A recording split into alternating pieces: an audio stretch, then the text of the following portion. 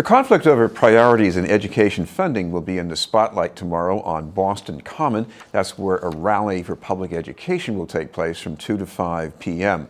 The event's being organized by the same groups representing parents and teachers who opposed last year's referendum on charter school expansion, Save Our Public Schools. We'd like to welcome one of the leaders in that campaign, the current Director of Organizing and future President of the Boston Teachers Union, Jessica Tang. Thank you very much for being with us, Jessica. We're very glad to be here. First of all, talk about the timing here, because we have state budgets every year, but we also have a new administration in Washington, and I guess you're very concerned about what's happening with federal funding. Absolutely. So actually the timing of this rally is very timely in that the 2018 budget from Trump and DeVos are about to come out.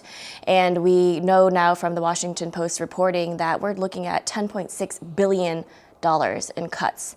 And these are cuts that would impact some of our most vulnerable students and really harm our abilities to try to close the achievement and opportunity gaps.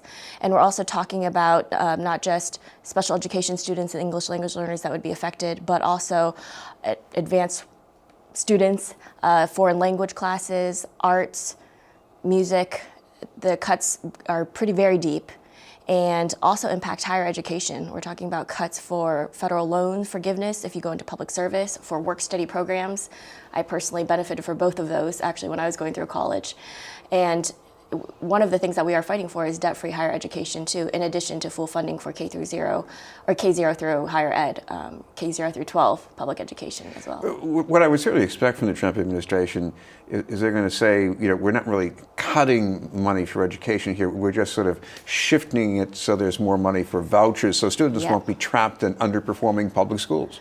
Right, and that is what's extremely alarming, is that they're diverting these funds, $10.6 billion, to actually fund expansions of vouchers in charter schools. And that is extremely problematic because we know from so much research over and over again that vouchers do not work in actually increasing educational equity and opportunity.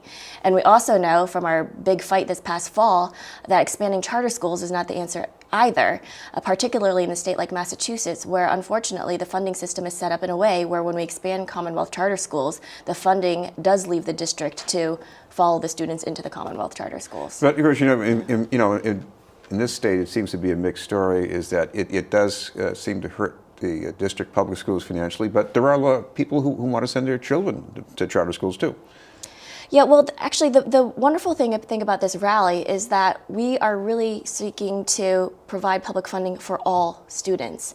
And the problem in this, if people have great experience in charter schools, people also have really great experiences in public education. And that's actually one of the takeaways that we learned from this past fall, is that the majority of voters decisively decided that expanding charter schools was not what we wanted to put our efforts into, but actually investing in all students so that we can address the equity and opportunity gaps is what people really wanted to see. Not robbing Paul to pay Peter, but expanding the pie overall so that all students are able to have access to quality education. This is BNN News, and we're talking with Jessica Tang from the Boston Teachers Union. Jessica, talk about what goes beyond high school. I know that the rally is mainly about K through 12 here, but the students who finish grade 12 and they want to go to college, and they know sometimes if you don't go to college, you're going to be trapped in poverty. So talk about the role of the government in making that possible. Right. So we know that, when we're fighting for public education, we're not just actually fighting for schools, we're fighting for our students, and our students' lives don't end at the end of high school. And so partnering with organizations like Phenom that have been really doing a lot of advocacy for higher ed and debt-free higher ed is part of our fight, because our goal is to have college and career readiness. But if students can't even afford to go to college, then we're only fighting for a single issue when in fact we need to be fighting for multiple issues. And our public education rally is not even just about public funding for K0 through higher ed, it's also about addressing other social justice issues and racial economic justice issues in general, because we really strongly believe that all of these issues are interrelated and interconnected. So if students are not feeling safe, for example, because they're undocumented or immigrant students, that's going to affect their ability to access education when they come to school, or if they're afraid to come to school. we also know that students, if they don't have stability at home, if their parents are struggling because of finances, then that's going to impact their ability to do well in school. And so that's why we're also supporting the Fight for 15 and paid family medical leave and sick leave for families as well. And we're also supporting efforts around climate justice, LGBTQ rights, et cetera, because our students don't live single issue lives.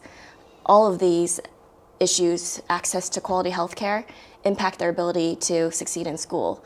And so we can't just work on one issue. All of us really need to be working on all of these issues if we're going to have quality education for all of our students. Well, if you want to protect the district public schools from the downside of charter school expansion, you need more money from the state. So to talk about what's going on with the state budget. Absolutely. So there are two bills that would address some of the recommendations from the Foundation Budget Review Commission, which convened over a year of over 20 different stakeholders all over across the state to figure out what was happening with public education funding. And the commission found that we are actually underfunding our public education in the state by up to $2 million. No, $2 billion, I'm sorry, it is $2 billion. And we do have two pieces of legislation that would actually address the recommendations from the Foundation Budget Review Commission to change the formula. And then also there is a companion bill that Senator Tang Diaz filed that would also address the issues in Boston, where unfortunately the formula assumes that there is a higher property tax input from the city than there actually is due to the high number of nonprofits in the city that don't actually pay the property taxes. I also have to ask you about your next role, because you've been in charge of organizing with the Boston Teachers Union. We've seen you around the city at many events with many organizations. But your next challenge, I'm sure, is going to be the contract. So what do you think about that? It absolutely is a priority. We're really disappointed that we've been negotiating for 15 months and that we have been without a contract for over nine months now. And we have been at the table, we have been responsive, and we've been really frustrated, it seems, with the unwillingness from the city to get this done, because we need to do it for our students and for our schools. Well, we'll keep an eye on that. In the meantime, if people want to go to this event tomorrow, it's 2 to 5 at the Boston Common, and you've got a website where people can get more details? Absolutely. So it's massedjustice.org, and the information is there. We hope to see everybody there. Public education impacts everybody, whether or not you even have students in schools. And it's 2 to 5 p.m. at Boston Common at the corner of Charles and Beacon Street. And it's also, I should say, it's a rally, and it's a rally for public education and for social justice. And it's also a celebration of what's right in public education too. And so we're going to be having performances throughout the rally from our students, from parents of public education and public education activists, and also our educators. And so there's going to be a showcase of that talent of what's working well in public education as well. Thank you very much for being with us.